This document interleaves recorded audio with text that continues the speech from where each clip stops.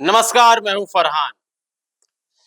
भारत के भीतर ऐसे तमाम मुसलमान हैं जो चाहते हैं कि उन्हें फिलिस्तीन भेज दिया जाए, उसकी आज़ादी की जंग लड़ी जाए।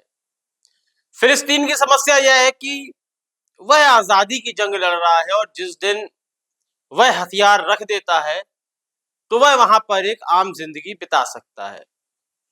लेकिन आपको फिलिस्तीन जाने की बिल्कुल भी आवश्यकता नहीं है, बल्कि हक की लड़ाई यदि शांतिपूर्ण ढंग से लड़नी है, तो भारत में ही आपके पास ऐसा मौका है कि आप वह लड़ाई लड़ सकते हैं। 19वीं-20वीं शताब्दी की बात करते हैं, जब आसाम में जो अपेक्षित जनसंख्या थी कि जितनी होनी चाहिए उससे बहुत कम थी। ब्रिटिश शासन काल था, तो वहां की भूमि को उपजाऊ भी बनाना था, खेती करने वाले लोग चाहिए थे। तो ब्रिटिश सरकार ने ईस्ट बांग्लादेश यानी कि ईस्ट बंगाल हुआ। बांग्लादेश तो आजादी के बाद हुआ, यानी कि भारत के ही एक स्टेट राज्य के लोगों को जो मुसलमान थे धर्म से, उन्हें आसाम लाया जाता है।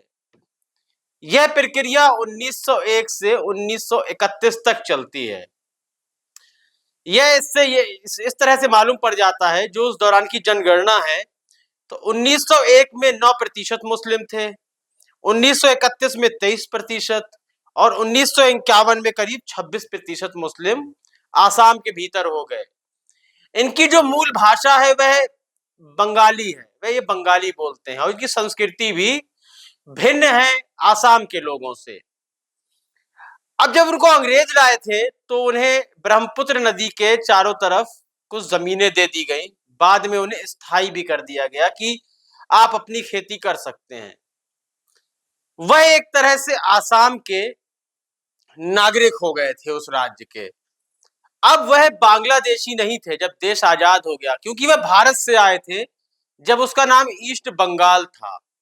लेकिन एनआरसी सीए के बाद उन लोगों को डाउटफुल वोटर्स में डाल दिया गया। डाउटफुल वोटर का मतलब कि उन्हें घुसपैठिया कहा जा रहा है, रोहिंग्या कहा जा रहा है और उन्हें वोट देने का अधिकार नहीं है। और यह प्रक्रिया इसी तरह चलती रहेगी तो आने वाले समय में उनके घर मकान और जमीनें भी उनसे छीन ली जाएंगी और उन लोगों को डिटेंशन कैंप में रहने की आवश्यकता हो जाएगी पड़ेगी।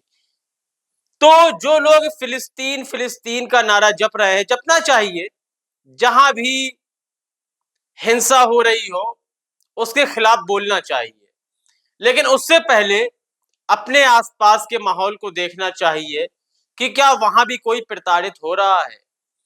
जब आपके देश के भीतर ही एक बहुत बड़ी मुस्लिम जनसंख्या, जो आज करीब 1,20,00,000 है असम के अंदर, और असम की जनसंख्या कुल 3,50,000 है, 3,50,000 है, तो सोचिए 50% से कुछ ही कम लोग वोट बैंक की राजनीति का ऐसा शिकार हो जाते हैं कि जिन्हें शिक्षा से लगातार दूर रखा जाता है और उनकी राजनीतिक और आर्थिक स्थिति भी बदहाल होती हुई नजर आती है।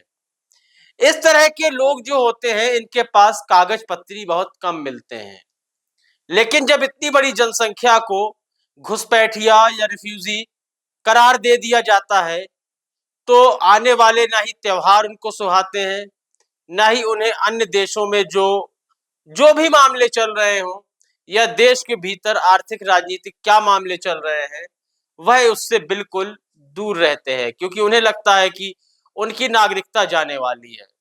लेकिन देश के भीतर फिलिस्तीन का झंडा लिए लोग दिख जाएंगे, टी शर्ट पहने हुए लोग दिख जाएंगे, लेकिन आसाम के मियां मुस्लिम जो हैं उनको लेकर किसी भी प्रकार की ना ही भाषण दिया जाता है, ना ही उनकी सुध लेने कोई जाता है। कुछ बहुत जाते होंगे लेकिन बहुत बड़ी मात्रा में दिखाई नहीं देते।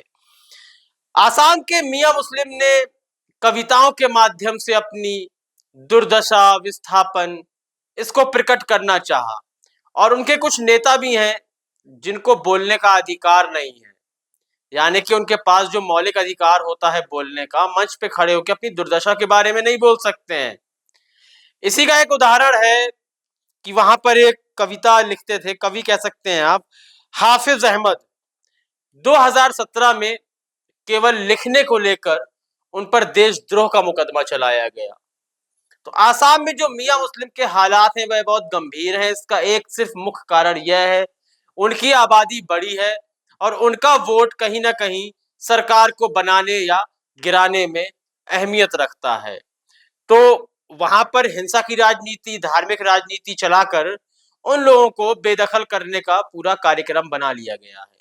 हो सकता है कि उसमें से कुछ लोग बांग्लादेशी हो सकता है, लेकिन उसमें भी कहीं ना कहीं हमारी ही कमजोरी है। और उनको चिन्हित करना केवल उनके पेपर देखना नहीं है, उसका क्या तरीका है यह हम नहीं बताएंगे, यह सरकार को सोचना होगा।